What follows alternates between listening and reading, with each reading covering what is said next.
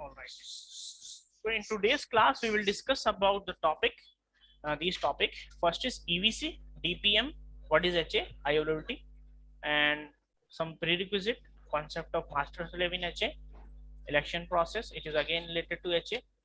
What happens in case of these three scenario: host failure, VM failure, application failure related to HA. So all these topic are related to HA, and these two are different topics. EVC is one of the important question of interview. Important interview question EVC. Okay, तो इसको बहुत ध्यान से समझना है. So first of all let me give the background. सबसे पहले हम लोग क्या करते हैं, हमेशा डिस्कस करते हैं व्हाट इज, फिर हम डिस्कस करते हैं हाउ. राइट. जैसे फॉर एग्जांपल एसडीआरएस क्या होता है, तो हमने पहले उसको समझा. देन उसके बाद हमने ये समझा कि कैसे एसडीआरएस को क्रिएट करेंगे. Right. Okay, so we are talking about EVC. We are talking about EVC. Okay, so we have one ESXi host,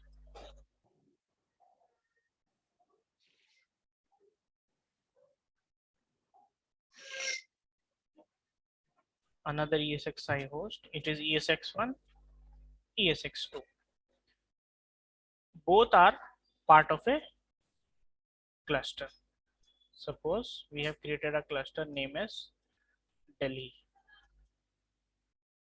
Okay, so both are part of same cluster, ESX1 and ESX2. All right. As we already know, V motion जो होता है, यानी कि live migration होता है from one ESX to another, उसके लिए कुछ रिक्वायरमेंट है. एक रिक्वायरमेंट होती है क्या, कोई बताएगा? What is the requirement? Shared storage. Shared storage and enterprise license and EVC should be compatible. Then enterprise licence, मैं शॉर्ट में लिख देता हूँ, enterprise licence, enterprise plus licence. Okay. Third is vMotion network allowed होना चाहिए, जो हमने पहले देखा था कि how to enable vMotion services. ये सब चीज होनी चाहिए. बट एक चीज जो हमने अभी तक डिस्कस नहीं करी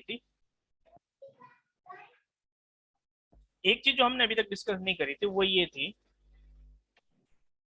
कि जो हार्डवेयर लगा हुआ है, आई मीन जो सर्वर पे जो सीपीयू लगा हुआ है, वो भी कंपैटिबल होना जरूरी है.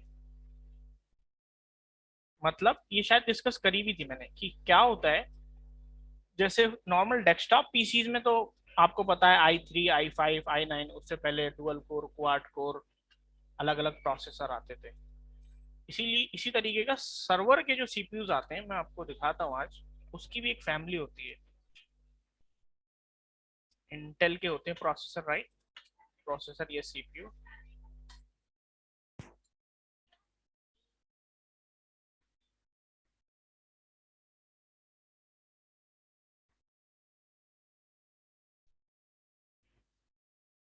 थोड़ा हाई एंड सीपीयूज होते हैं डेस्कटॉप के मुकाबले. सर्वर के जो सीपीयू होते हैं वो हाई एंड होते हैं.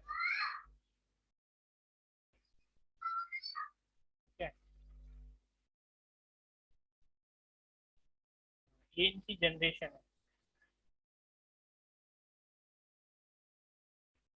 Xeon की ये मॉडल आ गया अलग अलग 5120. मैंने ज्यादातर ये देखे हैं इन सब सीरीज के. Xeon ई करके देखा मैंने बहुत सारे, E51, E260 ऐसे करके. ठीक है. ये नेहलम बेस्ड, इनके अलग अलग एक जनरेशन, उन्होंने अलग अलग नाम दिए हुए. ठीक है. तो ऑब्वियसली कुछ ना कुछ फीचर एडवांस देते हैं हर नेक्स्ट जनरेशन में. ये Xeon के E3 के टाइप के हो गए, ये अलग अलग हो गए. ठीक है. तो in order for vMotion to work, there is a prerequisite, which is the CPU family should be same.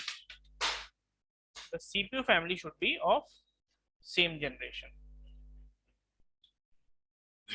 ऐसा नहीं होगा कि आपका एक सीपीयू तो बहुत ओल्डर जनरेशन का और एक सीपीयू न्यू जनरेशन का है, तो आपकी वीमोशन की कंपैटिबिलिटी नहीं रहेगी। ये नॉर्मल सिनेरियो है। प्रॉब्लम कहाँ आती है? Let's say in 2010 I have purchase these two devices, ESX1 और ESX2, दो सर्वर खरीदे, उस पर ESX1 ESX2 इंस्टॉल कर दिया मैंने। Then as the time passes मेरी requirement from 2 server to 4 server हो गई। मुझे अब 4 डिवाइसेस चाहिए, राइट? बहुत सारी VM आपने क्रिएट करी होगी, बहुत सारी एप्लीकेशन ऐड करी होगी, और इसी तरीके से आपने कुछ जो एग्जिस्टिंग VM है उनका रैम CPU इंक्रीज किया होगा, तो लोड बढ़ जाता है। तो अगर मेरा इंफ्रास्ट्रक्चर 80% या 90% या 95% पे चलने लगे, तो फिर आप DRS भी कुछ नहीं कर पाएगा और फेल ओवर भी नहीं होगा, कुछ भी नहीं होगा। तो उसके लिए मुझे रिसोर्स को इंक्रीज करना पड़ेगा। एक ऑप्शन है कि इनके स्लॉट में अगर फ्री है तो रैम इंक्रीज कर दो, but it also have certain limit. तो at the end of the day आपको इसमें इंफ्रास्ट्रक्चर बढ़ाना पड़ेगा। तो बढ़ाने के लिए आपको क्या करना पड़ेगा? You have to purchase new hardware. Suppose कि आपने 2020 में गए और सर्वर परचेज करने गए, 2020 में आफ्टर 10 इयर्स सेम CPU शायद मार्केट में ना मिले आपको, क्योंकि within 2-3 year we have new generation of CPU। तो अगर आप न्यू जनरेशन का CPU ऐड कर देंगे इस क्लस्टर में, तो ऑलरेडी जो इंफ्रास्ट्रक्चर में होगा वो क्या होगा? वो पुराना CPU की जनरेशन होगी। So there will be an incompatibility between existing two and these new two. तो टोटल 4 सर्वर अगर आपको हैं, तो दो जो नए लाएंगे उसकी CPU कंपैटिबल नहीं होगा, और नहीं कंपैटिबल होगा तो क्या होगा? vMotion will not work in normal scenario. ये समझने में कोई प्रॉब्लम आई कि नया CPU जनरेशन ऐड करने से प्रॉब्लम क्या आई? नए हार्डवेयर में अगर CPU नया है न्यू जनरेशन का, तो प्रॉब्लम क्या क्या इशू अराइज हुआ? कोई बताएगा? इमोशन नहीं चलेगा, लाइक vMotion वी नहीं हैव चलेगा टू क्योंकि कंपैटिबल नहीं, कंफर्टेबल। कंपैटिबल नहीं। तो VMware ने कहा कि इस प्रॉब्लम का हमने एक सॉल्यूशन दिया है, वही है हमारा जो आज का टॉपिक है पहला, EVC। even if the CPU is not of the same generation, we will make it compatible somehow, we will make it compatible। इसीलिए इसका नाम है enhanced vMotion compatibility। vMotion की compatibility को enhance कर देता है, ठीक है? vMotion की compatibility को enhance करने के लिए वो क्या फीचर है वो अब हम डिस्कस करेंगे। प्रॉब्लम क्लियर हुई? प्रॉब्लम क्लियर हाँ हो गई भाई। तो हम EVC के फीचर की बात करेंगे। EVC क्या करता है, कैसे करता है, वो हम बात करेंगे, ठीक है?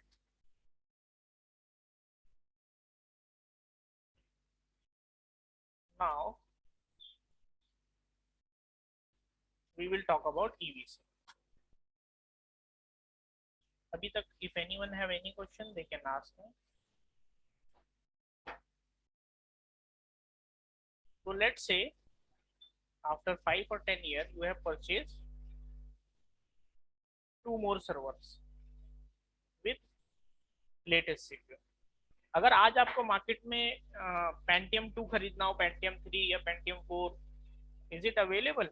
कंपनी ने मैन्युफैक्चर करना ही बंद कर दिया, तो मार्केट में सेल ही नहीं होगा। तो 10 ईयर पहले जिन्होंने लैपटॉप और CPU लिया होगा एटलीस्ट घर के लिए, उनको भी पता होगा कि अब वो चीज अवेलेबल नहीं होगी। It's heavily raining here। Okay। ESX1, ESX2, and we have this new green color ESX3 and ESX4। The CPU of these two is new generation, and CPU of 1 and 2 is of old generation।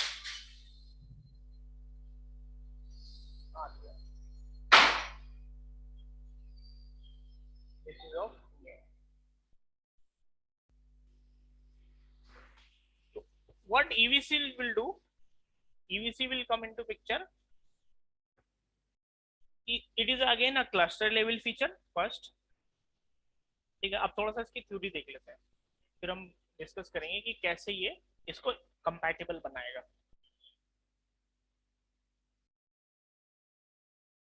ठीक है, VMware Enhanced vMotion Compatibility is a vSphere cluster feature.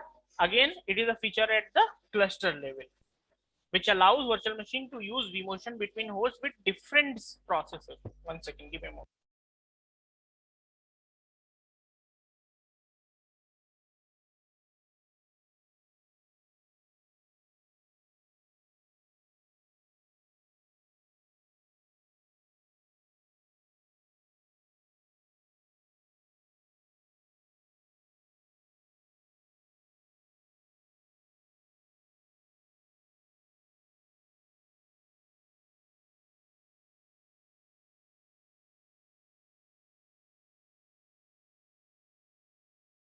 Sorry guys, I'm back.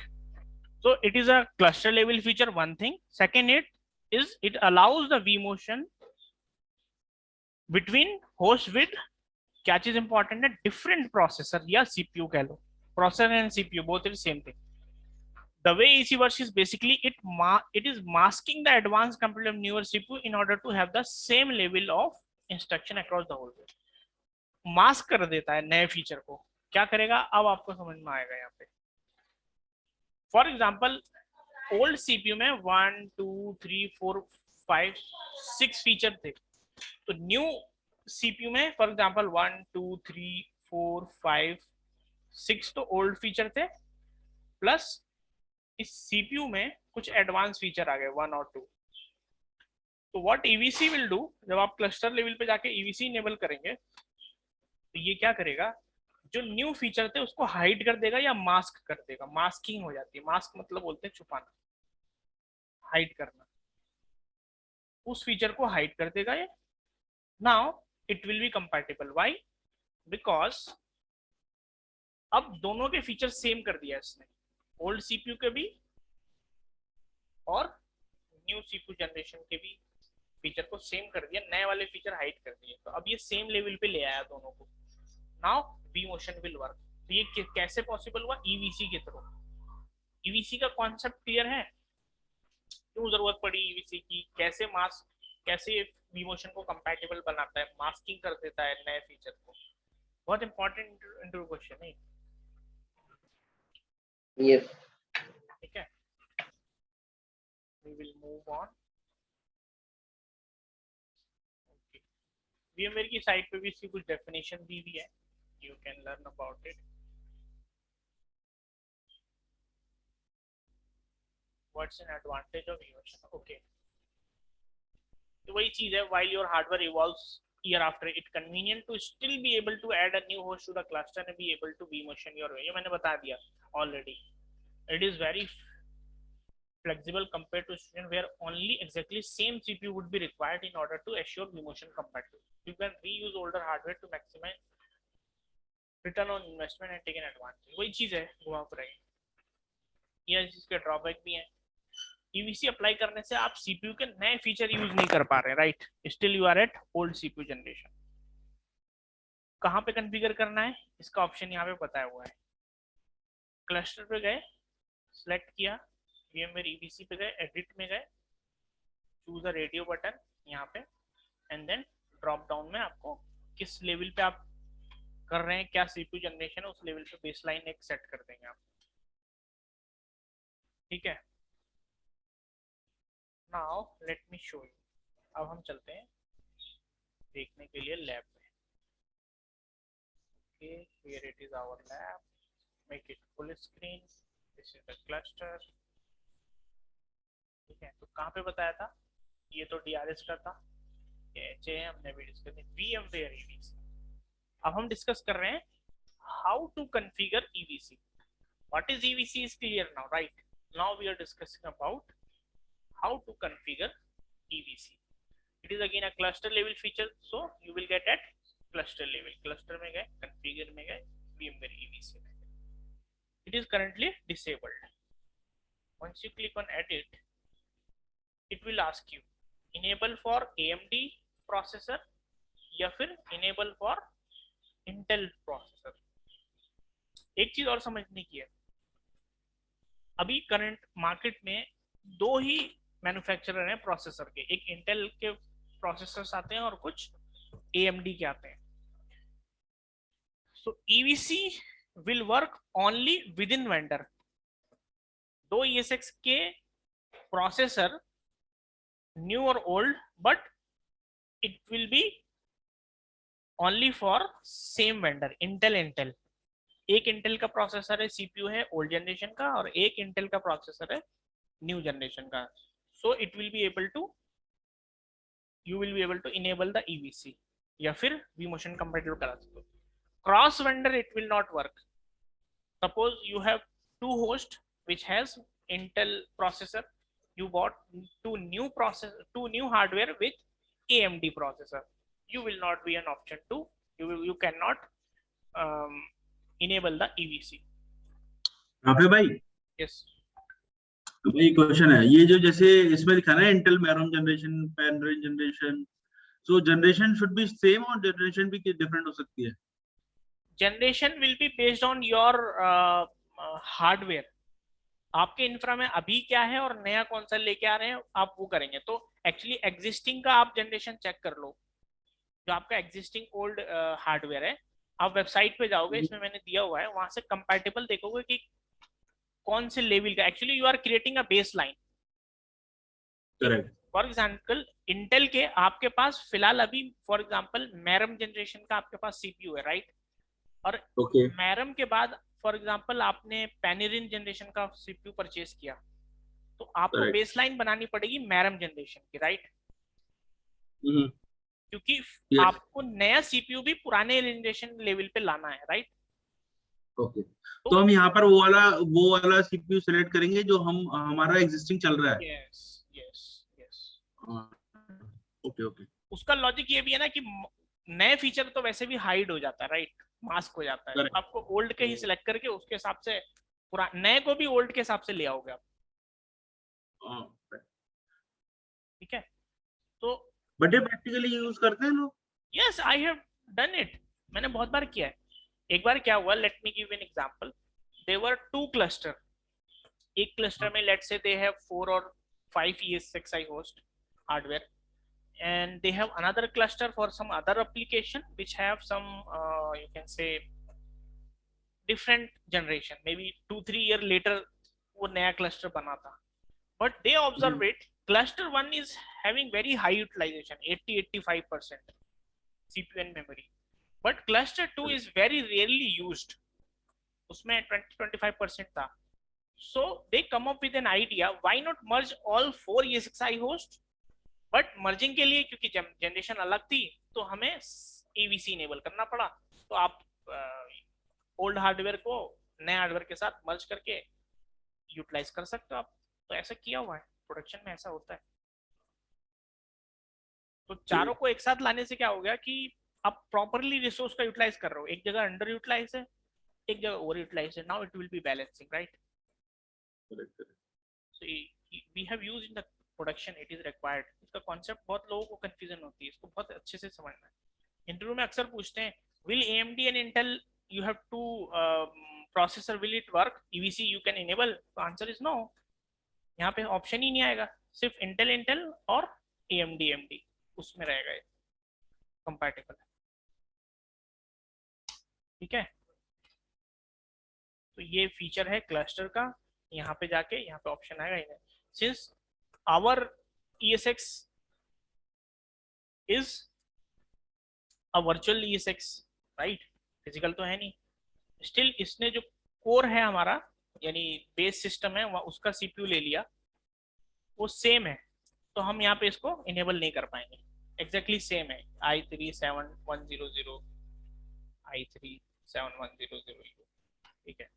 So just to give you brief idea how to do it, what is this, क्या क्या question हो सकते हैं, वो है। ये है आपकी कंपैटिबिलिटी गाइड, इससे आप पता लगा सकते हैं। आप अपनी यहाँ पे जनरेशन सेलेक्ट करेंगे, for example Intel Xeon select कर लिया, CPU की सीरीज, ठीक है? उसमें फिर आपको डिसाइड करना पड़ेगा।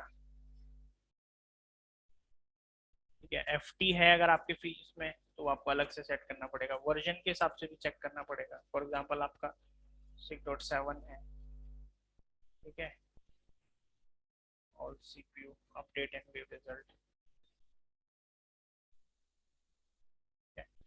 तो कुछ सिनेरियो लेंगे अगर, तब हमें ये क्लियर होगा कि क्या करना है, कैसे करना है। ये कंपैटिबिलिटी गाइड है, ये मैंने यहाँ पे दे रखी है, कैसे यूज करना है वो भी गाइड है। ठीक है, सो it is basically a cluster level feature. It enhance the vMotion between two different CPU generation, but it will only work for same vendor. It will not work cross vendor. इसका drawback क्या है? Drawback it's you cannot utilize new features. वो downgrade कर रहा है ना actually इसके new features को। ठीक है, where to configure at the cluster level, go to setting and you can enable this. ठीक है, मैट्रिक्स है। फिर भाई एक और क्वेश्चन है। क्या? मान ले मैंने नया सर्वर लिया था अभी फिलहाल, ठीक है, मैंने उसको EVC करके डाउनग्रेड कर लिया, करेक्ट। देन इन फ्यूचर मैंने जो पुराना मेरा हार्डवेयर था वो रिमूव करके उसके मैं रिप्लेस में नया हार्डवेयर लेके आ गया, which is also the updated one, जो कि मैंने पहले अपडेट किया था उसका भी अपडेटेड वन। मैं एक सिनेरियो बना देता हूँ, शुरू से बताइए। एक ESX है, ये कौन से? ये मेरा पुराना वाला E6 है जिसको मैंने यूज कर रहा था। ओके, ओल्ड है, ठीक है। आपके क्लस्टर पे फॉर एग्जांपल 2 ESX हैं, राइट? करेक्ट। हाँ, ESX1 ESX2। ओके ओके, अभी मैंने एक नया ESX के और लेके आया है, मैं एक और नया लेके आता हूँ जो कि जनरेशन एडवांस वाला होगा, advance generation. Okay go ahead. इसको मैंने डाउनग्रेड कर दिया, ओके, ठीक है, ऊपर मतलब इनेबल कर पुराने वाले थे, हाँ EVC इनेबल कर दिया। आगे तो अभी मैं इन फ्यूचर क्या कर रहा हूँ, मैं जो पुराने वाले मेरे दोनों ओल्ड वाले जो 1 और 2 थे ना, हाँ, वो भी रिमूव करके उसकी जगह लेके आता हूँ नया जो कि थर्ड वन से भी अपग्रेडेड है, इस आफ्टर 2 और 3 ईयर। मतलब आप इन दोनों को एक्सपायर करना चाह रहे हैं और you want to add some other. Correct. तो अभी मेरा जो थर्ड वाला जो ESX है वो ऑलरेडी डाउनग्रेडेड है, और तो जब मैं 4 और 5 पे EVC करूंगा तो जो थर्ड का पुराना वाला जो अपग्रेडेड जो उसमें था वो मैं 4 और 5 पे यूज कर सकता हूँ क्या? तो जो सर्विसेज हाँ, मैंने डिसेबल कर दी। हाँ मैं समझ गया। तो स्टेप 1 क्या है? Give me 1 second.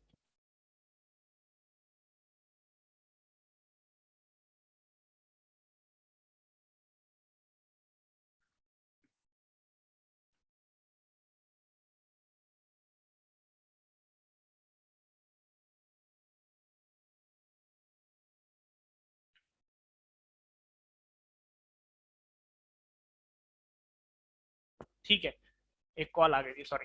So scenario 1, once you have ESX 1 and 2 which is of old generation, you don't need any EVC first of all। EVC की कोई जरूरत नहीं है। Now as soon as you are adding ESX 3 you need an EVC because you need to make these two compatible with this new one, correct? No problem। EVC for example EVC level 1 आपने activate कर दिया to make it compatible, fine, no problem। Now let's move on। अब आपको जरूरत पड़ी कि आप ये चाहते हैं ऑल टुगेदर, क्योंकि ये end of life, end of support हो गया है, it is no more supported by the hardware HP और Dell, you don't want to use it any more. Instead of that you have purchase 2 new hardware. सो आपको क्या करना पड़ेगा? EVC को थोड़ा सा अपडेट करना पड़ेगा, चेंज करना पड़ेगा। Now let's say you have enable EVC2 to make these 2 4 and 5 compatible with this one, not with this one। तो आपको EVC लेवल चेंज करना पड़ेगा, दैट्स इट। जो EVC पहले जो EVC किया था उसमें जो इसके जो थोड़े हाइड हो गए थे, वो वापस आ जाएंगे ऑब्वियसली। जैसे आप इसका जनरेशन लेवल बढ़ाओगे EVC का, तो वो जो हाइड फीचर थे वो वापस आ जाएंगे आपके पास। अब तो इसके फीचर को हाइड कर देगा, 4-5 के फीचर को हाइड कर देगा वो कुछ। वो बढ़ेगा कैसे लेकिन? सॉरी, वो हम बढ़ाएंगे, EVC बढ़ाएंगे कैसे ना? ऑब्वियसली सेम ऑप्शन, आप यहीं पे जाएंगे। आप जब आप सिलेक्ट करते हैं ओके समझ गया। तो यहाँ पे जो जनरेशन है हमको जो हाँ, बढ़ा सिलेक्ट देंगे कर आप, लेंगे। बस ड्रॉप डाउन है, only drop down. Correct, okay. ठीक है ना, वेरी सिंपल। तो आप वेबसाइट से ये कंपैटिबिलिटी गाइड है, यहाँ पे आप चेक कर लेंगे और वहां से देख लेंगे कौन सा मुझे करना है इनमें से। ठीक है, बहुत सिंपल चीज है। Next let's start with DPM. DPM क्या है? आई थिंक ईवीसी बहुत इंपॉर्टेंट था, इसके बहुत सारे जो क्वेश्चन बन सकते थे, जो सिनेरियो बन सकते थे, वो बहुत अच्छा क्वेश्चन था शोएब, थैंक्स फॉर आस्किंग। हमने वो भी डिस्कस कर लिया। Now we will move on to DPM. DPM stand for distributed power management. Distributed power management, इसमें क्या होगा, आपके डीआरएस का फीचर यूज होगा। और डीआरएस किस चीज का फीचर यूज करता है? डीआरएस क्या टेक्नोलॉजी यूज करता है बैकएंड पे? वी मोशन की, करेक्ट। तो डीपीएम क्या होता है? बहुत अच्छा कॉन्सेप्ट है, बहुत इंटरेस्टिंग कॉन्सेप्ट है। ठीक है, इसकी मैंने बहुत अच्छी सी वीडियो भी यहाँ लगाई हुई है। Let's see this video, I will explain it one by one.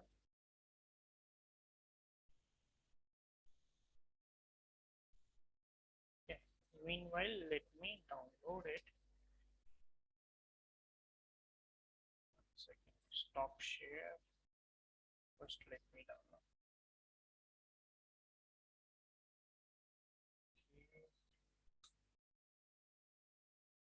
तो ये एक्चुअली पावर मैनेजमेंट से रिलेटेड है, यानी इलेक्ट्रिसिटी पावर कंजम्पशन से रिलेटेड है। पावर कंजम्पशन को ये मिनिमाइज करता है फीचर ऑटोमेटिकली, अगर आप इस फीचर को यूज करेंगे तो। कैसे करता है वो सिनेरियो भी हम देखेंगे with in few minute.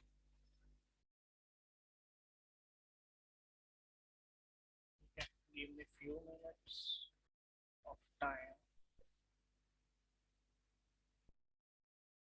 Okay, it is downloaded. Second.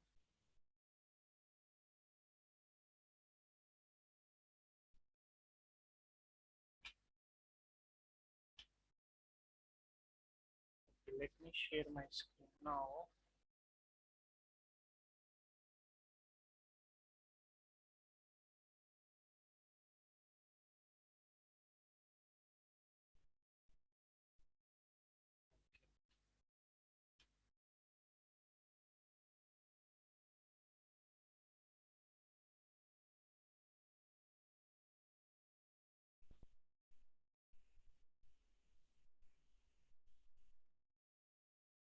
So basically we have four. Screen is visible, right? Yeah भाई। Okay. So basically we have four physical server. Each servers को हम पावर मैनेजमेंट देख रहे हैं, कितना उसका wattage है। ठीक है, फर्स्ट सर्वर अभी ऑन है ग्रीन वाला, बाकी ये 3 ऑफ है। ठीक है, तो फर्स्ट सर्वर की जो यूसेज है वो अप्रोक्सीमेटली हाईएस्ट जाएगी 520 वॉट पावर कंजम्पशन। ठीक है, मॉर्निंग में before 9 AM, because office hour generally 9 AM start होता है, बिफोर 9 AM यूजर्स यूज नहीं कर रहे, तो बहुत सारी मशीन्स आइडल हैं, उनका सीपी यूसेज नहीं है, डिमांड नहीं है, राइट। जैसे बहुत सारे सिस्टम 1000-2000 यूजर्स कनेक्ट करने लगते हैं, अपने मेल आउटलुक सेंड करने लगते हैं, कुछ रिफ्रेश करते हैं एप्लीकेशन, डेटा इनपुट आउटपुट होता है, तो वीएम की यूटिलाइजेशन, रैम की, सीपीयू की बढ़ने लगती है। ऑब्वियसली वीएम की बढ़ेगी तो VM will demand more resources from the underlying ESXi host. ESX से वो ज्यादा सीपीयू और रैम मांगेगा, तो जितना ज्यादा वीएम पे लोड बढ़ेगा उतना ईएसएक्स पे बढ़ेगा। तो 9 से पहले, यानी मॉर्निंग में ऑफिस आवर से पहले, क्रिटिकल बिजनेस आवर से पहले लोड बहुत कम था, टोटल 108 वीएम्स थी। वो सबकी सब वीएम इतना कम लोड ले रही थी कि सारी वीएम को 4 ईएसएक्स के बजाय हम एक ही ईएसएक्स पे चला रहे थे, और बाकी तीनों वीएम को हमने ऑफ कर रखा था। वो अभी यहाँ पे सब दिखाएंगे डेमो। देखते हैं।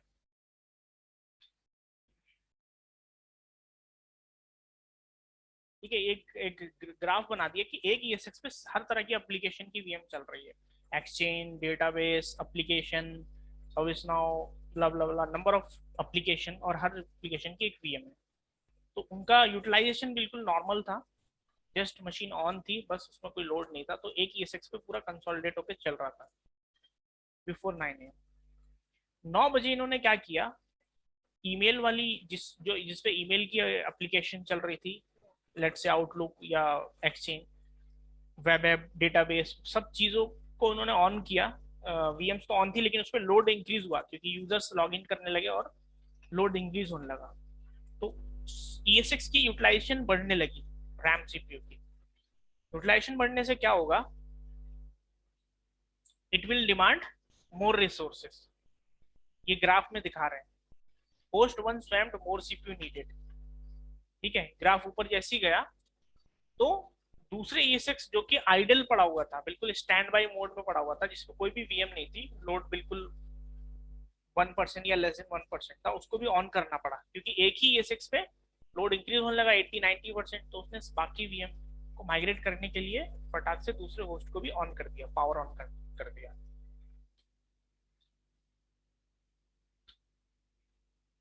और मशीनें माइग्रेट होने लगी ऑटोमेटिक DRS के थ्रू। अब देखिए 2 मीटर दिख रहे हैं आपको, पावर मीटर है इलेक्ट्रिसिटी कंजम्पशन के। तो अब दोनों की वॉटेज बढ़ गई, पहले 500 थी, अब दोनों की मिला के 900 वॉट हो गई। अभी भी दो ऑफ है, उसमें कंजम्पशन नहीं है, स्टैंड बाई है, तो सिर्फ 35 वॉट है।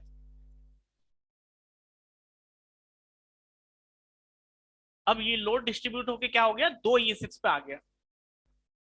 ठीक है, अब थोड़ा सा लोड कम हो गया, दूसरा सर्वर कुछ टाइम के बाद दूसरे सर्वर पे भी यूटिलाइजेशन बढ़ गई, दोनों पे फुल होने लगी। तो फौरन थर्ड ESX को भी हमने एक्टिव कर दिया, ऑन कर दिया, ताकि हम मशीन उस पर भी माइग्रेट कर दें। अब माइग्रेशन भी शुरू हो गया, multiple database application, Java application की वीएम है, तो मशीन का लोड अब 3 पे हमने माइग्रेट कर दिया, 3 VMs। तो तीसरे को भी ऑन जैसे किया तो अब 500 से 900, 900 से 1400 वॉट पावर कंज्यूम होने लगी। सर्वर एक बड़ा सा डिवाइस होता है, राइट, उसको आप ऑन करोगे तो it will demand power consumption, electricity. तो तीनों की हम मीटर से वॉटेज देख रहे हैं। पावर को किसमें देखा जाता है इलेक्ट्रिसिटी में, वॉट से, कितने वॉट है। तो टोटल तीनों का मिला के कितना हुआ, अप्रॉक्स 1400 वॉट हो गया। अभी भी एक बचा हुआ है, और देखते हैं फिर क्या होता है। 3 पे आ गया लोड, राइट, VMs को हमने डिस्ट्रीब्यूट कर दिया। अप्रॉक्स 10 AM के करीब जावा और अदर फाइल सर्वर भी हाईली यूटिलाइज होने लगे। यूजर्स आए, एप्लीकेशन टीम आई, टेस्ट टीम आई, उन्होंने अपनी एप्लीकेशन रन करनी, हैवी एप्लीकेशन रन करनी शुरू करी। डेटाबेस सर्वर पे लोड इंक्रीज हुआ, उस पे एप्लीकेशन पे लोड होगा तो वीएम पे से रैम सीपीयू यूटिलाइजेशन बढ़ेगी। वीएम पे रैम सीपीयू बढ़ेगी तो ऑब्वियसली ESX की रैम सीपीयू यूटिलाइजेशन इंक्रीज होने लगेगी। तो इंक्रीज होने लगेगी तो सीपीयू यूटिलाइजेशन जैसी जाएगा तो बचा हुआ ESX को भी ऑन करना पड़ेगा। ग्राफ में दिख रहा है ना, उसको ऑन करके हमने क्या किया, सारे ESX को हमने ऑन कर दिया। सारे ESX को ऑन करने से क्या हुआ, कितनी वॉटेज हो गई, अगेन अप्रोक्स 500 वॉट का एक सर्वर था, तो 4 सर्वर की ऑलमोस्ट 2000 प्लस वॉटेज कंजम्पशन हो रही है चारों की। फिर almost 10 AM 11 AM main business hour शुरू हो चुका है और सारे यूजर आ गए ऑफिस में, सबने अपनी अपनी यूटिलाइजेशन डिमांड कर दी है, सारी VM हाई यूटिलाइज हो रही थी। तो 1 या 2 या 3 से काम नहीं चल रहा था, तो फोर्थ सर्वर को भी हमने ऑन कर दिया ऑटोमेटिकली, और सारी VM का लोड अब अक्रॉस 4। इनिशियली क्या था, only 1 ESX was giving the RAM and CPU, but all 4 now need to be power on। सारी VM अब चारों पे डिस्ट्रीब्यूट हो गई और अब हमारा इंफ्रास्ट्रक्चर नॉर्मल चल रहा है। 10 AM से 5 AM तक ऐसी लोड रहा, इतने सारे मेल बॉक्सेस हुए, इतना डेटाबेस का ट्रांजेक्शन हुआ, इतना MB ऑफ डिस्क आयो, इनपुट आउटपुट लोड इंक्रीज हुआ, इतने सारे वेबसाइट, वेब हिट या वेब एप्लीकेशन पे इतने सारे हिट्स आए, राइट, जैसे शॉपिंग वेबसाइट्स वगैरह होती हैं, उस पर जितना यूज होगा उतना लोड बढ़ेगा। तो 5 PM के बाद ये रिवर्स में होगा, लोड कम होना शुरू हो जाएगा। ठीक है, लोड स्टॉप्स एंड VM वो गो आइडल, VM आइडल हो जाएगी। तो वापस DPM जो फीचर है क्लस्टर लेवल का, वो क्या करेगा, मशीन को रिवर्स करना है, एक ESX को बंद करेगा और सारी VM पहले माइग्रेट कर देगा, फिर 2 पे, फिर वापस 1 पे आ जाएगा। अब अगेन कंजम्पशन सिर्फ 400 वाट हो गई, करेक्ट। तो इस डेमो से एक बात समझ में आई कि when you don't need all the server to be powered on, you just make it idle and migrate all the load to another. इससे हम रात भर का, when there is no much business load, you can save electricity and save money, save power, save electricity. ये feature automatic जो सारा काम करता है यही कहलाता है डीपीएम। ठीक है, अब थोड़ा सा इसकी थ्योरी देख लेते हैं। ये तो इसका डेमो देखा था हमने, लेट्स सी सम थ्योरी, क्या कॉन्सेप्ट है ये।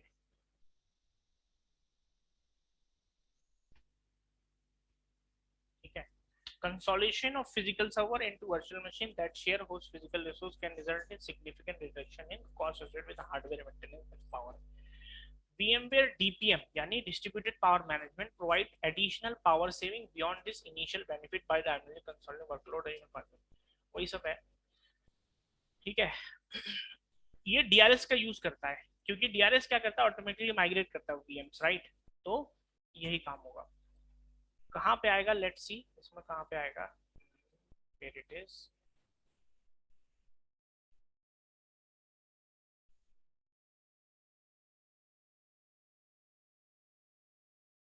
enable DPM at cluster VMware।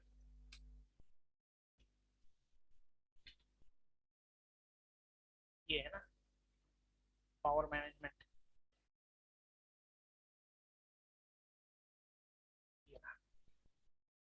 क्या लिखा हुआ है, डीपीएम यूजेस वेक ऑनलाइन आईपीएम है आईएलओ डिटेल। इसके पास आईएलओ डिटेल होगी और आईएलओ को ये कमांड देगा कि अब कब सिस्टम को आइडल करना है और कब सिस्टम को वेक करके एक्टिव करना है ईएसएक्स को, फिजिकल सर्वर को। ठीक है, ये है फीचर, डीआरएस का यूज करके पावर मैनेजमेंट काम करेगा। इसको इनेबल करोगे आप, इसमें भी फुल्ली ऑटोमेटिक या मैनुअल, मैनुअल में सिर्फ रिकमेंडेशन देगा कि भाई तुम्हारी वीएम 2 ES6 पे चल सकती है या 1 ES6 पे चल सकती है, ये क्या है। बेस्ट इज ऑटोमेटिक कर दो, VMware engineer is sleeping and it will do the job, it will save the electricity whenever required, it will migrate all the infrastructure 1 ES6 when it requires, it will migrate all the VMs to entire fleet of cluster और या सारे 4 ES6 पे या 5 ES6 पे migrate कर देगा। ठीक है, तो ये था option how to do it. What is DPM? You know it. It is a power management feature. How to do it? Go to the cluster because it is a cluster feature. Go to configure, go to DRS, and then click on edit, and you will get an option power management. Enable it. This is the DPM. Any question do we have related to DPM? Is it clear to everyone? Video में बहुत अच्छा demo था, I think इससे अच्छा कुछ इसका representation और उसका डेमो नहीं हो सकता। और कुछ पावर मीटर से पूरा मेजर करके सीपीयू और मेमोरी यूटिलाइजेशन को मेजर करके पूरा उन्होंने दिखाया है। अभी भाई छोटा सा क्वेश्चन है, ये अपना जो डीपीएम है उसका जनरली क्या करते हैं, ऑटोमेटिक ही मैनुअल? ऑटोमेटिक होता है, but to be honest in any of the organisation I have worked for multiple customer with multiple organisation, they are not using it because they are least bothered about environment. We don't care about environment, right? So yeah. I don't want to name anyone, but most of, yes, Google and Facebook are the one who are concerned about the environment. They use feature like this not only in VMware, other product they also have it. तो power consumption को उसको limit करने के लिए, उसको save करने के लिए वो लोग use करते हैं। कंसर्न क्या है कंपनीज का कि कहीं ऐसा ना हो लोड इंक्रीज हो जाए और ये फेलियर हो जाए, right. Every feature ideal scenario हम डिस्कस कर रहे हैं, sometime it will not work. 10 AM है, मेन क्रिटिकल टाइम पे सर्वर ऑन नहीं हुआ, व्हाटसोएवर रीजन, पासवर्ड का इशू आ गया, आईडी एक्टिव नहीं हुआ, व्हाटएवर सो रीजन, उस टाइम पे I don't want to take any risk when everything is load is running.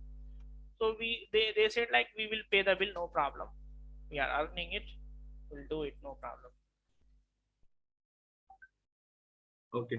So in production usually ये होता है कि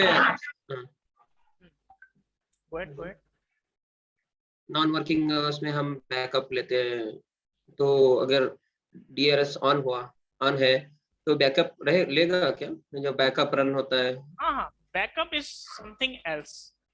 बैकअप का पूरा इंफ्रास्ट्रक्चर अलग हो सकता है। बैकअप के फिजिकल अप्लायंस आते हैं, वर्चुअल अप्लायंस आते हैं। और अगर बैकअप चल भी रहा होगा तो एक ये नॉर्मल प्रोसेस है। एक प्रॉक्सी वीएम अप्लायंस होगी हाँ बैकअप की, कुछ बैकअप की एक दो वीएम होगी, वो यूटिलाइज करेगी, तो वो एक ES6 पे आप माइग्रेट कर लो और बैकअप लेते रहो। एज सच 108 वीएम के बराबर तो लोड जनरेट नहीं करेगा ना बैकअप का task, right? One by one backup लेगा, ऐसा नहीं होता suddenly you take backup of all the infrastructure. 1 by 1 2 3 5 VMs का वो स्नैपशॉट लेता रहता है बैकएंड में। तो वो as such high load activity नहीं है। Yes, it will generate some load but it's not like compare to mail boxes, exchange, web application, Java, बहुत सी हाई यूटिलाइजेशन एप्लीकेशन होती है, तो ये वैसे नहीं है। और उनका अपना डेडिकेटेड बॉक्स होते हैं, डेडिकेटेड प्रोसेस होते हैं। एक दो VM होती है बैकअप की भी, it will utilise no problem. One host हम ऑन रख रहे हैं ना, सब कुछ डाउन तो नहीं कर रहे ना, ठीक है? So next is HA, one of the important topic again, and one of my favorite. And majorly interview will focus on this topic. They will not ask what is HA. Generally they will not ask high availability क्या होता है. They will ask about the working criteria, different scenarios, what will happen. तो वो सब हम detail में discuss करेंगे. लेकिन for those people who have no idea, we'll discuss what is HA as well. High availability क्या होता है, ये क्या फीचर है, इससे क्या होता है, वो हम डिस्कस करेंगे. Give me a moment. Okay. All right. So if you remember in initial classes I have discussed about it, or let me see one thing, if I have any PPT for this. I have a lot of PPTs for this one. Let me see.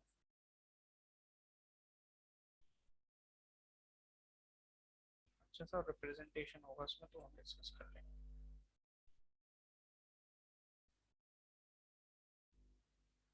और I think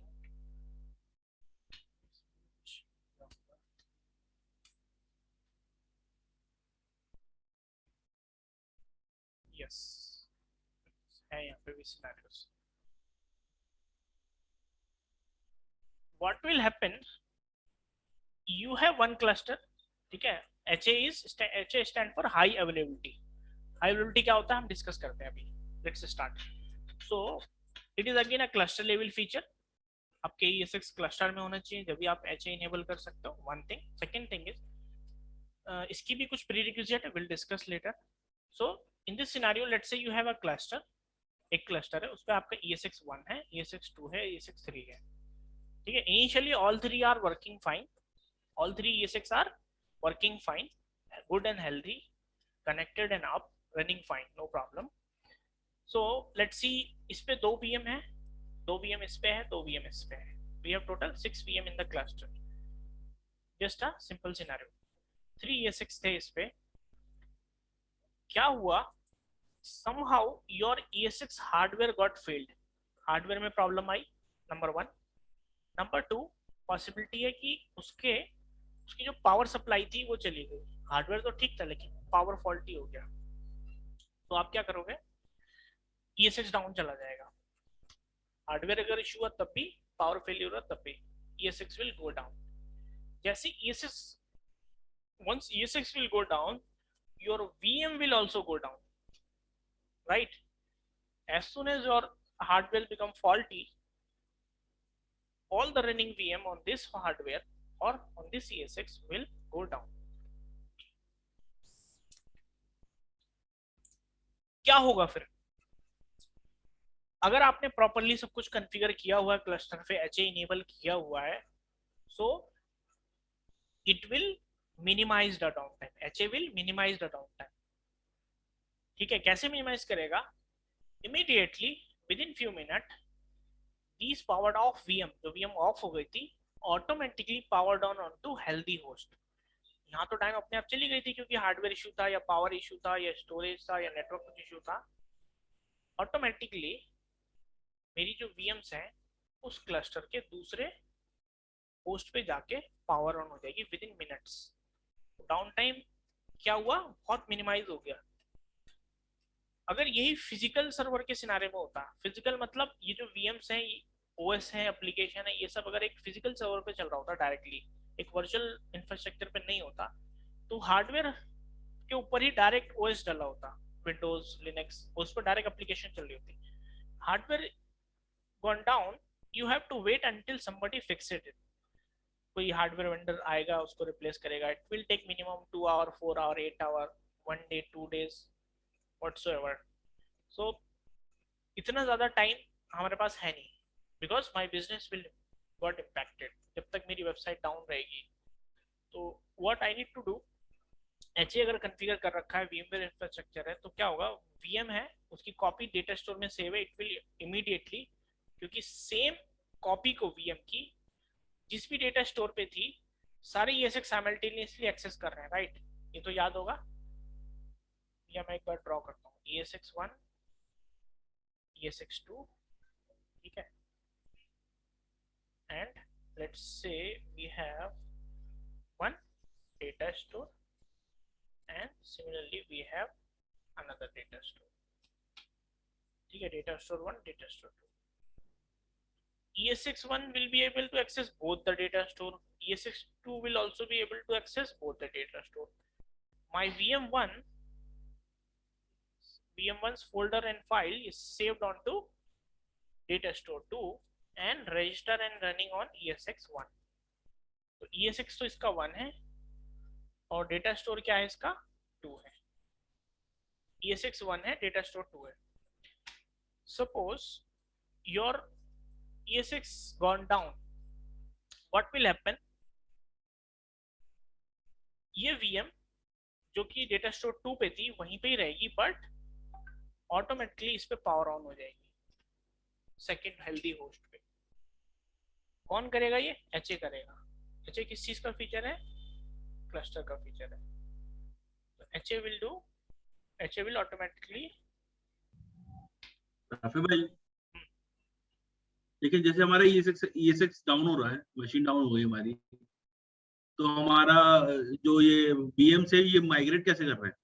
नहीं, there is no migration actually. क्या हो रहा है, आप वही मैं समझाने की कोशिश कर रहा हूँ डायग्राम से, आप इस पे फोकस करिए। जो VMs की फाइल है एक फोल्डर में रहेगी और वो कहाँ पे सेव है? VMX file, VMDK file, log file, NVRAM file, BIOS file, वो सारी जो फाइल्स हैं VMs की, VMX फाइल डेटा स्टोर पे सेव है 2 पे, राइट?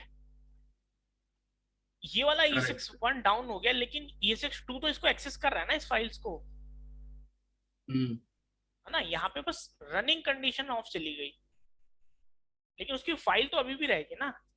फाइल ESX में थोड़ी स्टोर होती है, फाइल तो डेटा स्टोर में सेव होती है, राइट? हम उसकी फाइल्स को एक्सेस कर पाएंगे, लेकिन वो ESX को एक्सेस नहीं कर पाएंगे।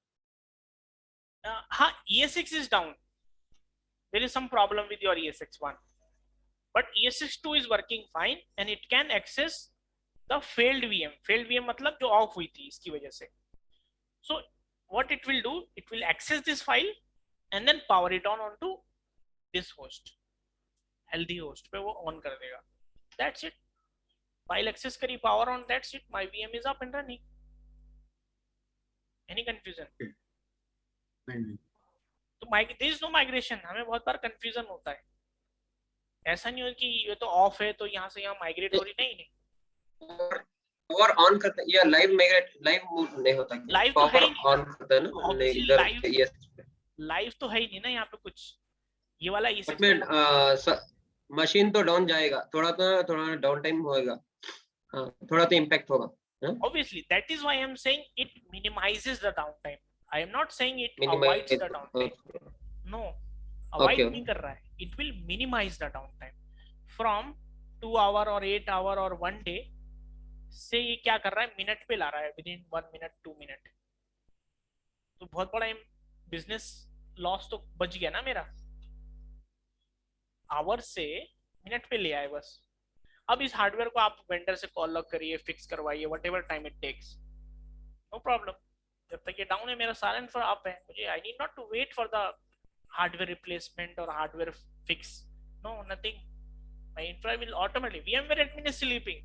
Good thing is, VMware admin is sleeping and entire infra is up and running. जब भी अलर्ट आएगा, टिकट आएगा, फिर बाद में वो अपना हार्डवेयर को फिक्स कराएंगे. No problem. ऐसे भी डीआरएस में वो होता है ना, वही दिस कॉन्सेप्ट है लाइक हाई अवेलेबिलिटी. डीआरएस में तो यही होता है ना डीआरएस क्या होता है? मुझे कि कोई बताए फिर से, डीआरएस क्या होता है? it's a live migration of Yeah. VMs one from one host to running another, machine. from one host to Here another host. host is down. Here host is down. You cannot balance the load of ESXi. हाँ, balance करने के Balance लिए. the load हाँ, of हाँ, vMotion होता है. ESX. DRS में vMotion होता है, ऑटोमेटिकली vMotion होता है, बट यहाँ पे vMotion नहीं हो रहा है आपका. ये डिफरेंस है. मशीन लाइव नहीं है. डीआरएस में मैंने बोला था, जब आप माइग्रेट कर रहे हो ऑटोमेटिकली या मैनुअली, अगर नॉर्मल सिर्फ vMotion कर रहे हो, ESX चेंज करते हो, तो वो यूजर को रिक्वेस्ट टाइम आउट या आउटेज या इम्पैक्ट कुछ नहीं होता डीआरएस में, राइट? यहाँ पे डाउन टाइम तो हो गया ना. ESX गया तो VM तो गई है. ऐसा नहीं हो सकता कि तुमने अनप्लग कर दिया ESX को पावर से और आपका नोटपैड अभी भी रनिंग है, राइट? VMs है क्या? It's just bunch of files, right? VM is nothing. It is just bunch of files. VMs की फाइल हम लोग भूल गए शायद. VMs में होता ही नहीं है कुछ. Nothing. फाइल टाइप्स कौन कौन सी होती है? जल्दी बताएं आप. VMs की फाइल में क्या क्या होता है? log files. ये है इसका एक example. VMDK file, VMX file. हाँ, ये है. इस तरीके से आपको दिखेगा. ये एक डेटा स्टोर पे एक फोल्डर बना हुआ है आइस फायर, ठीक है? ये VM का नाम है. उसी के नाम से सारी file, log file, flat.vmdk, vmfx, vmsdk, nvram, ये सब फाइल है. Just bunch of files which is stored on a data store, not ESX. ESX पे नहीं स्टोर है ये. आपका सिंपल PC है. let me give another example. ये आपका PC है, okay? This is your PC and this is your drives D और E, ठीक है? अभी मैंने एक नोटपैड खोला फॉर एग्जांपल, ठीक है? मैंने उस पे ABCD कुछ लिख दिया. अभी अगर पावर चली जाए तो क्या ये नोटपैड में जो लिखा हुआ मुझे मिल जाएगा? No. नहीं मिलेगा. लेकिन let me save it. Ctrl+S, desktop, text file या टेस्ट फाइल, ठीक है? अब अगर पावर चली जाए तो क्या मुझे मिलेगा ये सब डेटा? हाँ मिलेगा. मिलेगा. क्या फर्क हुआ दोनों में? एक जो है वो रैम में डेटा रन हो रहा था, ठीक है? और एक था स्टोरेज में मैंने सेव किया था, तो डिस्क में जाके सेव हो गया ये, ठीक है? ये वाली फाइल, टेस्ट फाइल, जाके C में सेव हो गई, C ड्राइव पे एक पाथ पे. सिमिलरली मेरी जो ये वर्चुअल मशीन्स की फाइल है, पावर तो ऑफ हो गई. पावर क्यों ऑफ हुई? हार्डवेयर इशू आया, ESX डाउन गया, उसकी रैम बंद हो गई. रैम में ही तो रहता है ना जो भी रनिंग जो कॉपी होती है. तो VM तो बंद हो गई, but data storage is still up and running. Storage is up and live and it is accessible to another ESX simultaneously. तो जो कुछ भी रिसेंट चेंजेस था वो सब इसके पास है.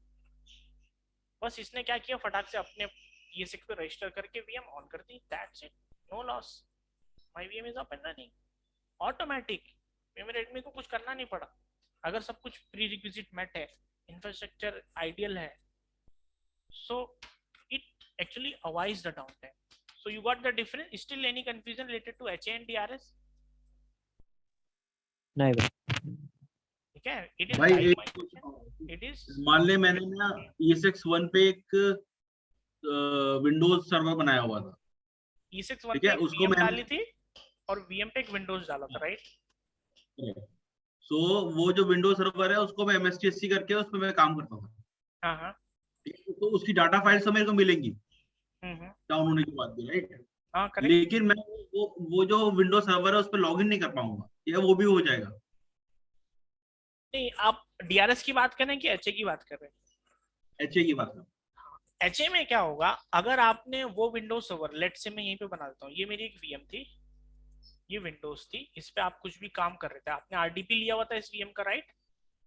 करेक्ट। RDP लिया हुआ था, जैसे ये गया डाउन ESX, तो कोई मुझे बताया RDP सेशन रहेगा या चला जाएगा?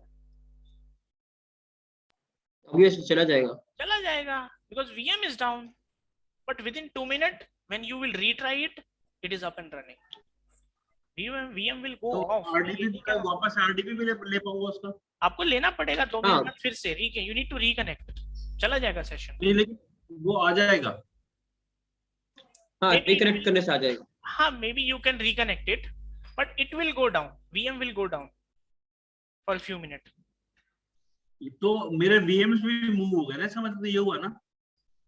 VM जो ESX 1 पे चल रही थी अब ESX 2 पे चलने लगेगी, right? Okay. That is true. VM same VM अब ESX 2 पे चलने लगेगी, क्योंकि ये डाउन है, इस पे आप ऑन ही नहीं कर सकते VM, तो ये ऑटोमेटिकली 2 पे जाके ऑन हो जाएगी। Just like restart. You can say restart.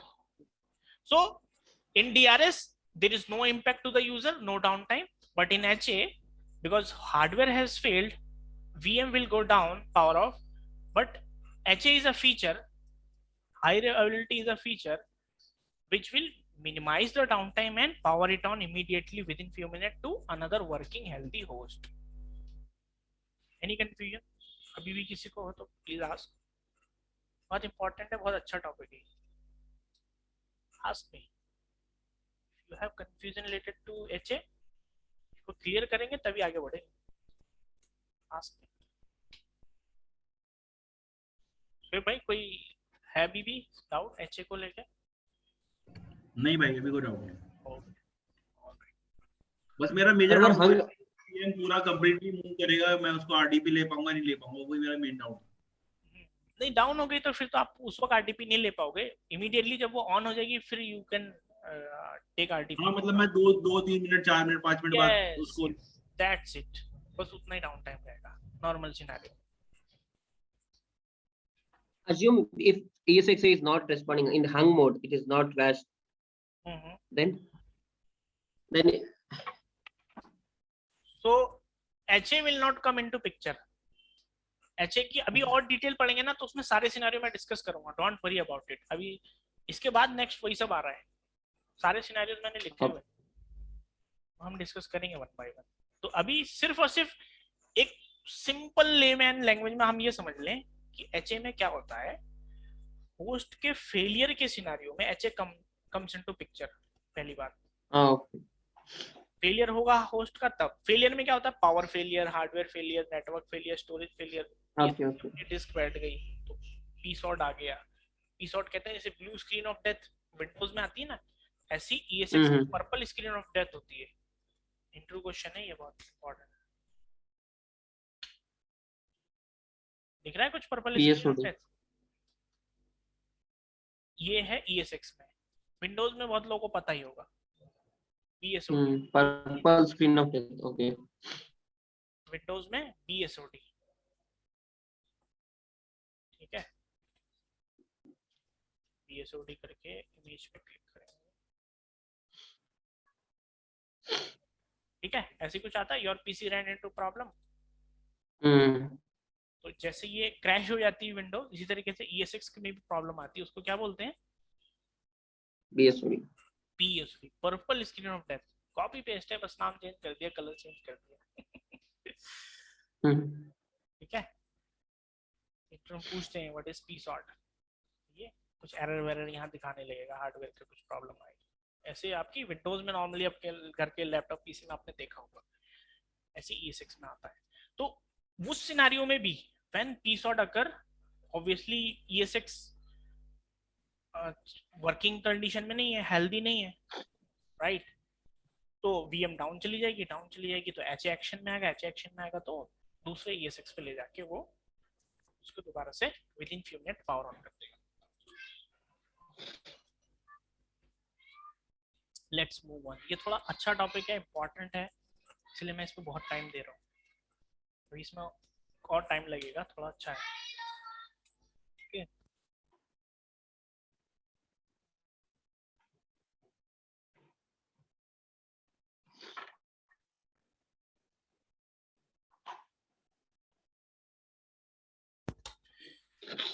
ठीक है। DHA high availability,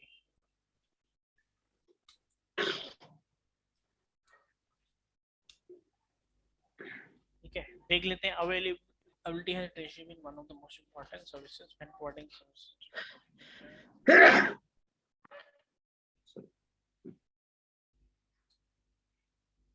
increase the availability of any application. Availability कैसे बढ़ा दी इसने? डाउन टाइम को कम करके।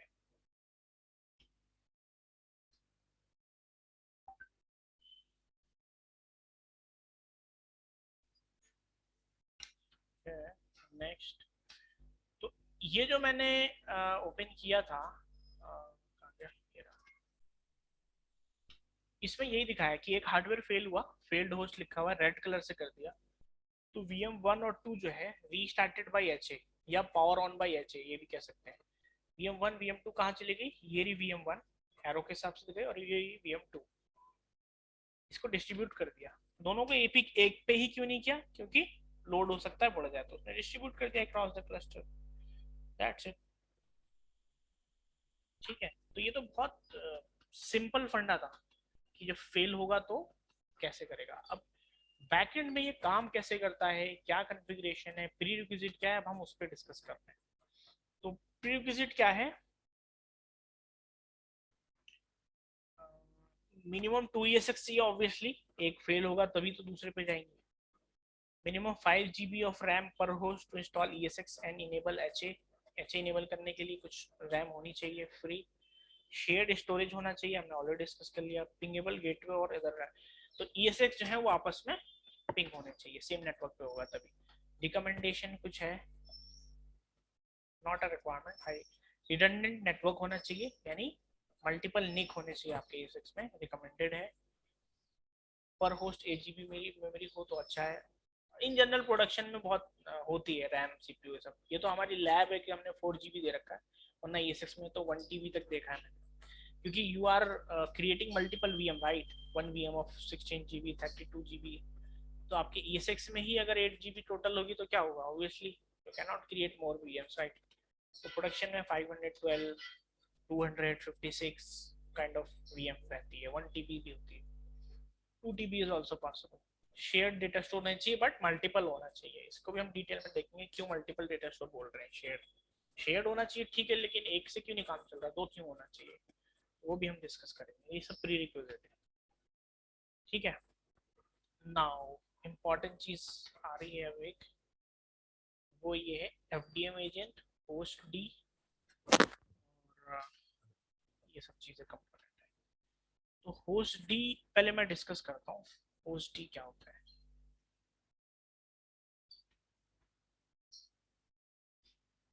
तो शुरू की लैब में हमने क्या किया था, एक ESX इंस्टॉल किया था, राइट? जब भी आप ESX इंस्टॉल करते हो तो जो उसकी कोर सर्विस होती है, सबसे important critical core main service बोल लो, वो होती है होस्ट डी। उस सर्विस का नाम क्या है? Host D. D as in daemon. Daemon Linux की टर्म में सर्विस को कहते हैं होस्ट डी। तो बहुत सारी सर्विसेज होती हैं ESX की, multiple, but host D is the important service. Give me one moment.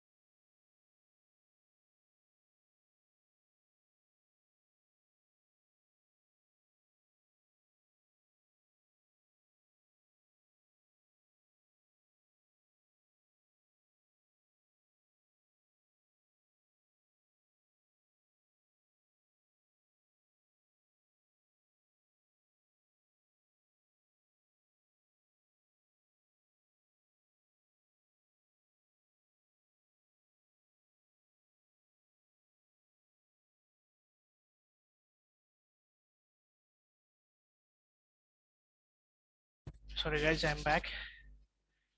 So, जैसे ही आपने ESX इंस्टॉल किया तो उसमें बहुत सारी सर्विसेज होती है. One of the core important services hostd. Again interview question, what is होस्टी.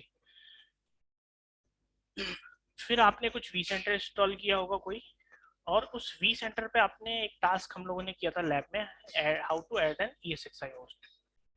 ESX को आपने कहाँ पे ले आके ऐड किया? vCenter पे, क्लस्टर पे या डेटा सेंटर पे. जैसे ही आप ऐड करते हो तो एक सर्विस या एजेंट vCenter अपना इसमें इंस्टॉल कर देता है ESX पे. vCenter क्या करता है, अपना एक एजेंट या सर्विस इंस्टॉल कर देता है. किस पे इंस्टॉल करता है? ESX पे. तो एक सर्विस और हो जाती है, वो क्या होती है? VPXA. ये कब आएगी? जब आप ESX को vCenter पे ऐड करोगे. अगर ऐड नहीं करोगे तो ये सर्विस नहीं दिखेगी आपको. ठीक है. इसी तरीके से vCenter सर्वर जब आप इंस्टॉल करते हो इनिशियली, तो उसकी कोर सर्विस होती है VPXD. इसकी कोर सर्विस का नाम है. अगर इसको आप रीस्टार्ट कर दो या डाउन कर दो तो vCenter काम नहीं करेगा. ऐसी ESX की कोर सर्विस को अगर आप डाउन कर दो तो ESX काम नहीं करेगा. ठीक है. अगर VPXA की सर्विस में प्रॉब्लम आई, अगर डिसेबल हो गई, तो ये vCenter से कम्युनिकेट नहीं करेगा. होस्ट तो आप होगा लेकिन vCenter से नॉट रिस्पॉन्डिंग दिखाएगा आपको. So we learned about 3 important critical services. 2 are at ESX level and 1 is at vCenter level. Any confusion or any question? No. Okay. Yes. No confusion. Okay. यही दिखाया है इसमें. होस्ट डी सर्विस है किस पे है? ESX पे. अब तीसरी चीज, एक चीज और आ रही है, वो है FDM. ये भी एक एजेंट या सर्विस बोल लो. FDM इसकी फुल फॉर्म है फॉल्ट डोमेन मैनेजर. FDM. जैसे ही आपने, अच्छा HA का मैंने बताया नहीं ना, हाउ टू कॉन्फ़िगर. जैसे ही आप HA इनेबल करोगे तो एक एजेंट इंस्टॉल होगा ESX पे, या एक सर्विस इंस्टॉल होगी जिसका नाम होगा FDM. वो कहाँ पे होगी वो आप देख लो. फॉर एग्जांपल आपका ESX 10 है, सॉरी ये क्लस्टर है. Now we are looking about HA. तो ये है vSphere HA. कहाँ पे ऑप्शन आएगा? क्लस्टर का फीचर है. अगेन क्लस्टर पे गए, कॉन्फ़िगर पे गए, तो ये vSphere अवेलेबिलिटी. जब आप vSphere अवेलेबिलिटी पे क्लिक करोगे तो आपको vSphere HA को ऑन करने का ऑप्शन आएगा. एडिट पे गए आप,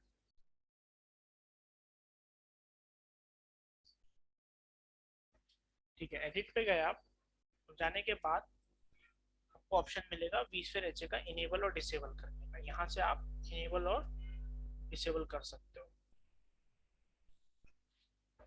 ठीक है. So how to enable HA? Since it is a cluster level feature, you can enable at cluster level. Click on cluster, go to configure, go to vSphere HA, enable it. You will see this option. Host failure के scenario में क्या करना है? VM को restart करना है दूसरे host पे कि नहीं? अगर ये आप सिलेक्ट करेंगे, मैंने host failure detected, VM will be restarted in the order determined the restart policy. ठीक है. इसमें बहुत सारे ऑप्शंस हैं, उसको भी हम वन बाय वन डिस्कस करेंगे. तो सबसे पहले हमने देखा कि HA को ऑन कैसे करना है. ठीक है. क्लस्टर पे जाके ऑन कैसे करना है. नेक्स्ट,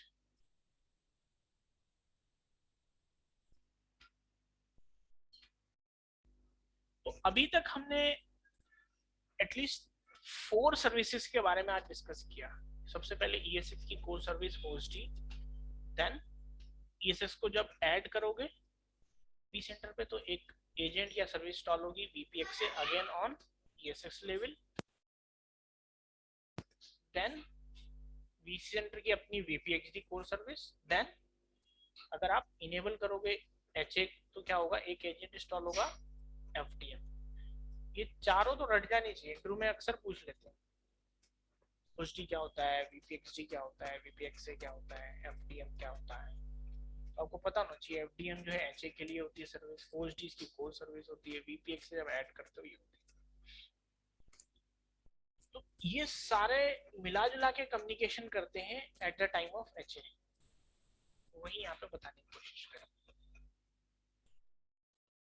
ठीक है, अब आता है कॉन्सेप्ट एक इलेक्शन का और मास्टर और स्लेव का कॉन्सेप्ट।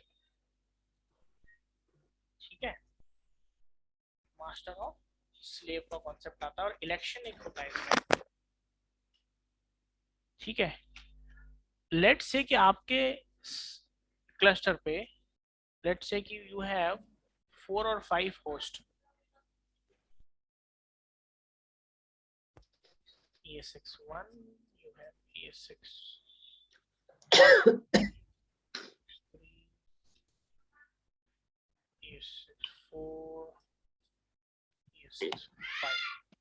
ठीक है, 1 2 3 4 and then 5, you have 5 ESXi host। ठीक है, तो ये आपके पार्ट ऑफ क्लस्टर है सब।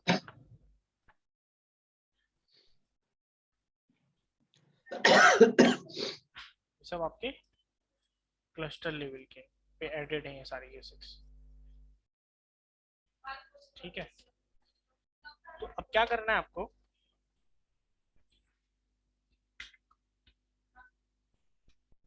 इसमें से एक ही रहेगा जो मास्टर होस्ट रहेगा, ये सब एचए के टर्म में बात कर रहा हूँ, जिसका काम ये रहेगा कि VMs को रीस्टार्ट करना है और डिटेक्ट करना है कि कब ESX डाउन जा रहा है।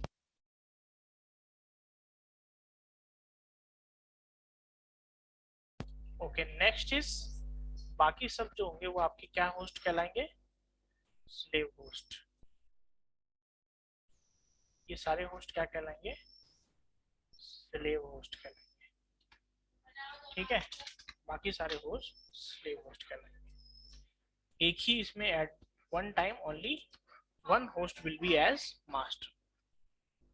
ठीक है, लेकिन मास्टर कौन चूज होगा, इसी के लिए एक इलेक्शन हेल्ड होता है। Out of all these ESXi hosts, which one will become master and rest of them will become slave। फिर हम ये भी देखेंगे कि मास्टर की जिम्मेदारी क्या क्या होती है।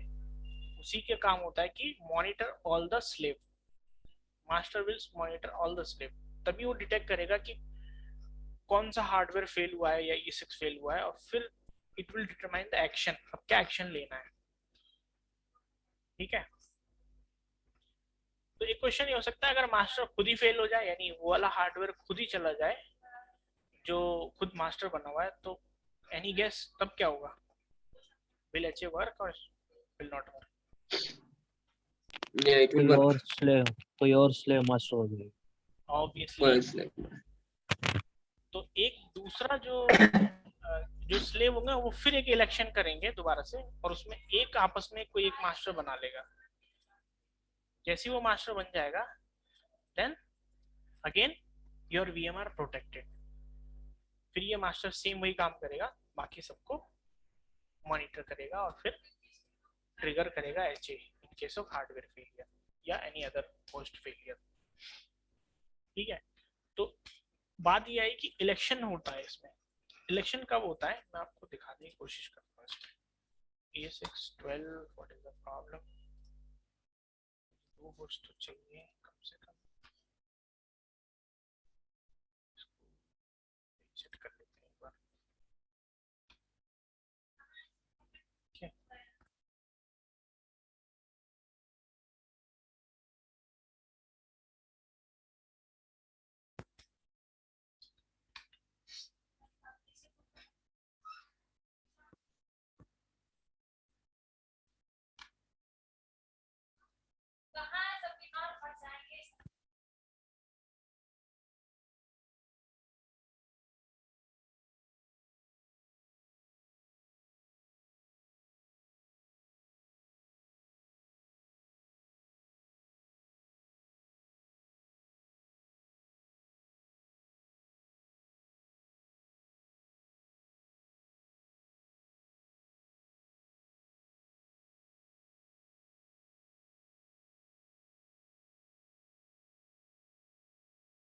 Let's wait for the host.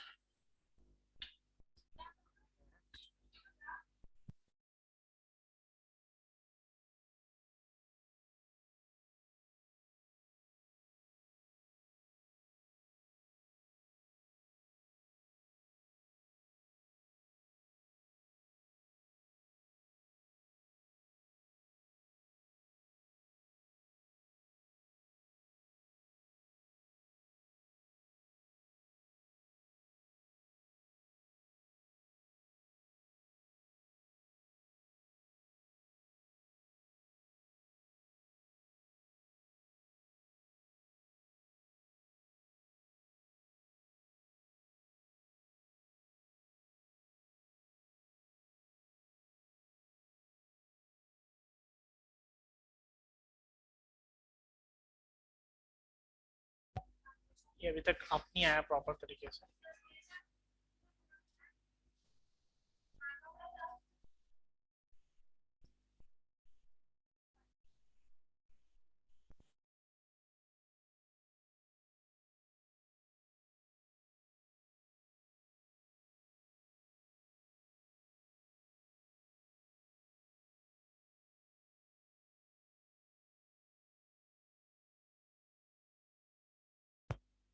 Good, it is connected now. So now I am going to enable HA. Once you enable HA, notice the recent task. यहाँ पे आपको दिखाएगा election process going on. और अभी आप अगर यहाँ पे देखोगे तो आपको यहाँ पे कुछ नहीं दिखेगा. यानी ये 60 समरी में हम देखना चाह रहे हैं कि ये होस्ट है, सॉरी ये होस्ट मास्टर है, स्लेव है, क्या है. तो अभी आपको कुछ नहीं दिखाएगा. जब इलेक्शन हेल्ड हो जाएगा, कंप्लीट हो जाएगा, तो यहाँ पे स्टेटस आपको दिखा देगा कि which one is master and which one is slave. H A state column है, एच ए स्टेट ये रहा. अभी क्या दिखा रहा है? H A state not applicable. क्यों not applicable? Since you haven't enable the H A. ठीक है, बाद में ये चेंज हो जाएगा, मास्टर हो जाएगा एक और एक स्लेव हो जाएगा. हम डिस्कस करेंगे कि कैसे उसने मतलब क्या क्राइटेरिया है मास्टर और स्लेव सेलेक्ट करने का. ठीक है, we'll go to configure, we'll go to vSphere HA, we'll edit it, we'll enable default everything. Okay, अब आप यहाँ पे देखिए क्या हो रहा है. configuring vSphere HA. ठीक है, configuring vSphere HA. देखिएगा टास्क में ध्यान से. configuring HA.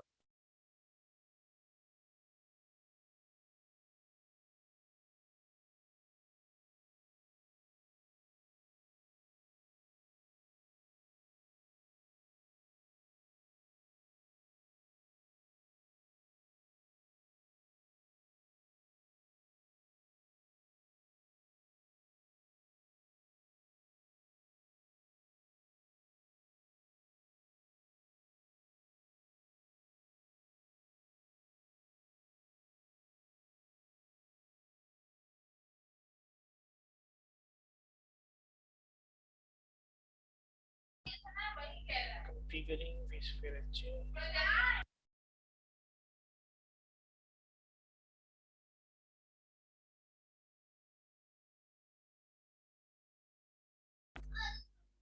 Generally, it doesn't take much time. On what basis it will configure whether it is a master or a slave? क्या रहता है basis है? अभी मैंने कहा ना, अभी डिस्कस करेंगे, वो भी डिस्कस करेंगे. नेक्स्ट वही है.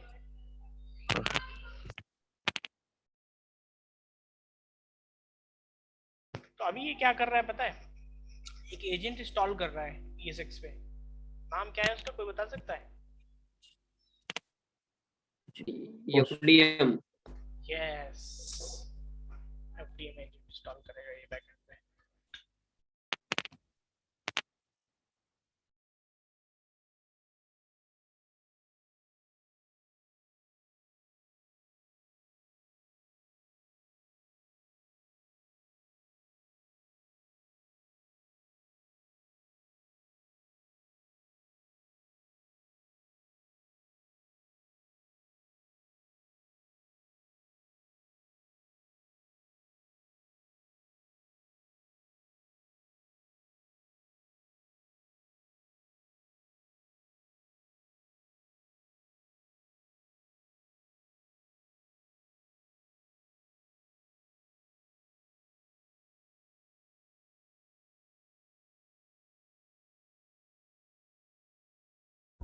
ऐसे इंटरेस्टिंग लग रहा है कि नहीं?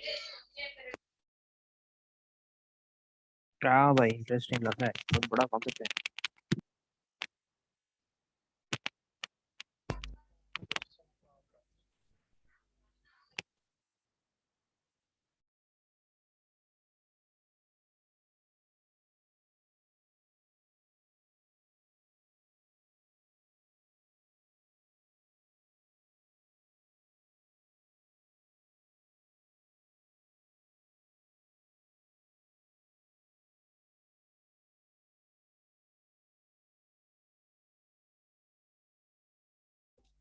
इसलिए यहाँ पे टास्क में दिखाता है वो कि selection process going on, selecting master slave.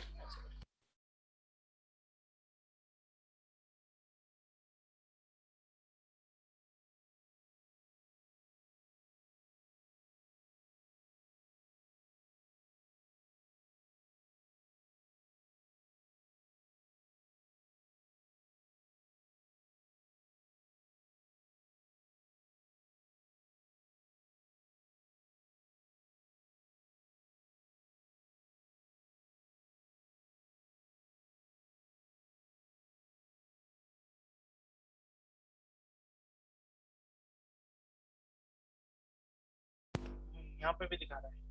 जब मैंने इसको समरी में देखा, ये की समरी में देखा और कॉन्फ़िगरेशन में गया तो क्या दिखा रहा है? vSphere HA state election.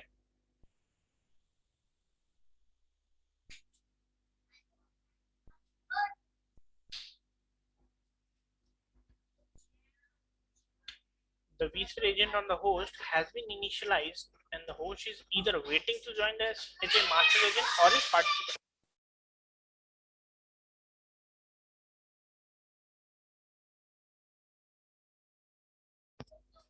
Okay, participating in an election for a new master.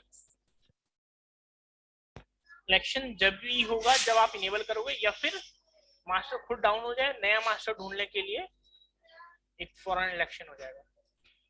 It is similar to normal election that we have. अगर किसी कॉन्स्टिट्यूएंसी में या किसी इलाके में कोई एमपी या एमएलए की डेथ हो जाती है, यानी होस्ट फेल हो जाता है, तो क्या होता है? री इलेक्शन होता है कि नहीं? होता है होता है। होता है। सिमिलरली अगर मास्टर डाउन हो होता जाए, है। हाँ, तो एक तो होता है कि नॉर्मल एक इलेक्शन होगा जिसमें हम एक मास्टर सिलेक्ट करेंगे, यानी एक अपना मेंबर ऑफ लेजिस्लेटिव असेंबली या मेंबर ऑफ पार्लियामेंट सिलेक्ट करते हैं, एमएलए या एमपी। अदरवाइज अगर इलेक्शन नॉर्मल हुआ लेकिन होस्ट फेल हो गया यानी डेथ हो गई, तो फिर दोबारा से री इलेक्शन।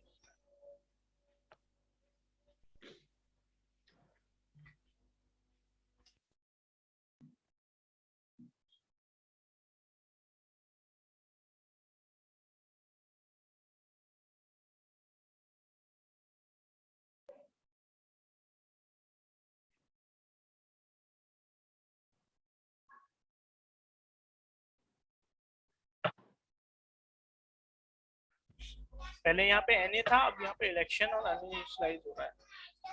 कुछ प्रॉब्लम आ गई, वरना जनरली फटाक से हो जाता है। तो let me reconfigure for vSphere HA। एक ऑप्शन है कि HA के लिए फिर से रीकॉन्फ़िगर करते हैं इसे एक बार।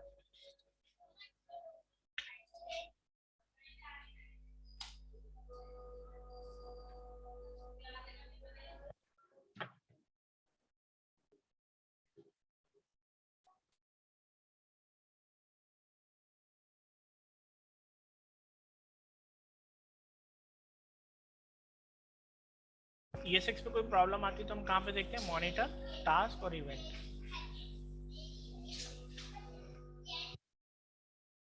सब ट्रबल शूटिंग के स्टेप्स हैं, हम यहाँ पे देखते हैं क्या क्या एरर है, इश्यूज हैं।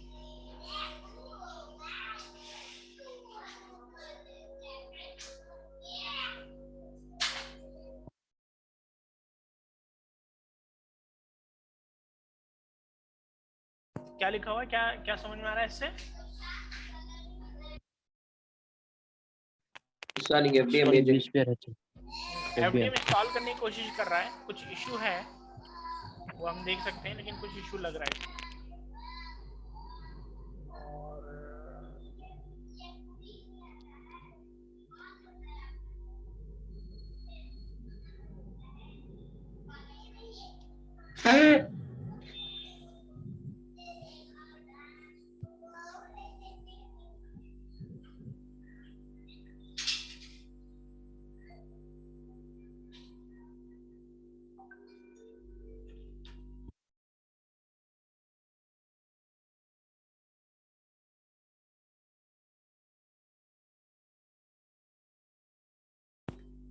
ठीक है, लेट्स नॉट वेट, कॉन्सेप्ट समझ में आ गया।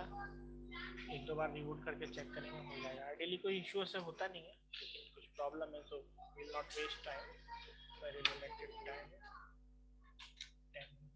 Let's focus on it for few more minute.